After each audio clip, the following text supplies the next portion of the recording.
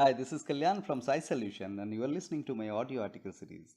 The topic of this article is Innervating Eyes and Weaklinks, Disposition, Physiology, Foundation, Nature Cure.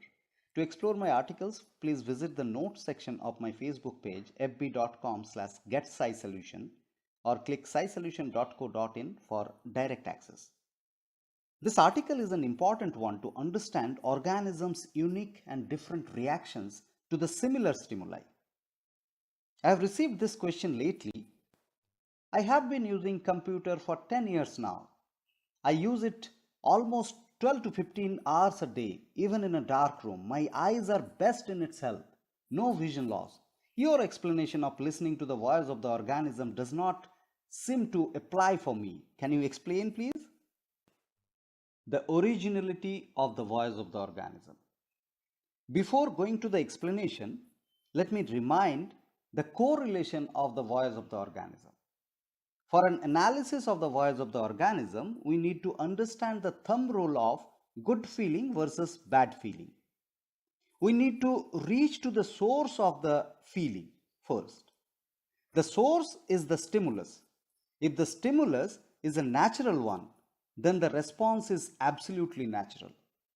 The decision would be very easy in this case. We can opt to carry on with the good feeling and stop confronting the stimulus when we experience bad feeling. The voice of the organism says that the continuation of the stimulus giving good feeling till it remains good is good for us, and the avoidance of the stimulus giving bad feeling is also good for us. Now, if the stimulus is artificial and man-made, then even the good feeling needs to be evaluated for its original voice of the organism. Artificial enhancement of a good feeling is actually bad for our health and happiness. Often, the bad feeling is suppressed and morphed as a good feeling with human intervention. Hence, the evaluation of originality of the voice of the organism is very important aspect. Good feeling conserves vitality and bad feeling consumes vitality more. Often, a continuation of a bad feeling innervates us and leads us to toxemia. All of our senses and sense organs work towards indicating the good and the bad to us through the voice of the organism. These lead us to lead a healthy and happy life if we choose to honor the voice. Eyes causing innervation. As far as the eyes are concerned, this is one of the most important sense organs. For eyes, the source of light generates a bad feeling. We cannot look at the source of light directly. Our eyes get irritated. Eyes start watering and the eyelids get closed on its own. Human intelligence, for many reasons, choose to make the source of light interesting to suppress the bad feeling. The television sets, the computers, the mobile phones, etc. are all made interesting, useful, and entertaining under the created definitions of human civilization. These all are sources of light, evidently.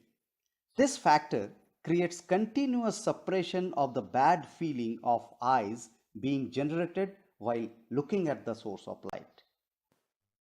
For eyes, the opaque reflected light is vision enabling. The eyes get a natural good feeling when we look at an opaque object under a source of light. Now the questionnaire raised the question on the voice of the innervating eyes and claims that his eyes are completely healthy. The body never works in a linear formula of innervation. It actually works holistically. All the sense inputs are cumulatively addressed by the body. It means the vitality spent is a holistic execution by the body.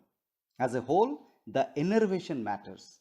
It is not true that the primary part of the body which is causing the innervation will be affected in isolation. The weaklings.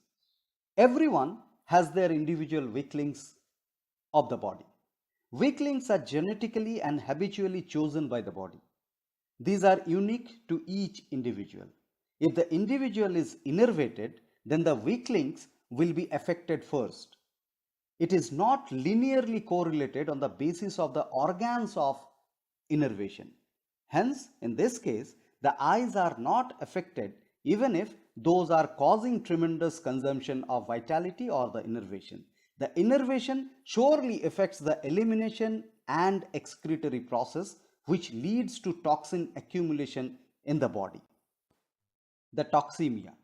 The toxemia or the accumulation of toxin occurs in the weak link of the body.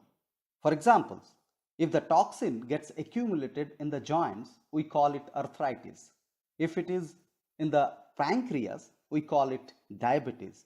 If it is the thyroid gland, we call it thyroidism. If it is in the arteries, we call it heart disease, etc. In this phenomenon, we see the combined beauty of the voice of the organism and the law of unity both. It is not the parts but the whole which matters the most. Parts are just contributing their roles. A toxemia is a toxemia, whatever the name we may choose to award to it. I know my questionnaire friend for taking his thyroid pills regularly. Disclaimer. This copyrighted article is written under the light of true nature cure practice and does not align with medicinal practices. It is an educational endeavor to explain that the real cure is achieved from within. The individual should consult a competent health practitioner to clarify the doubts regarding health.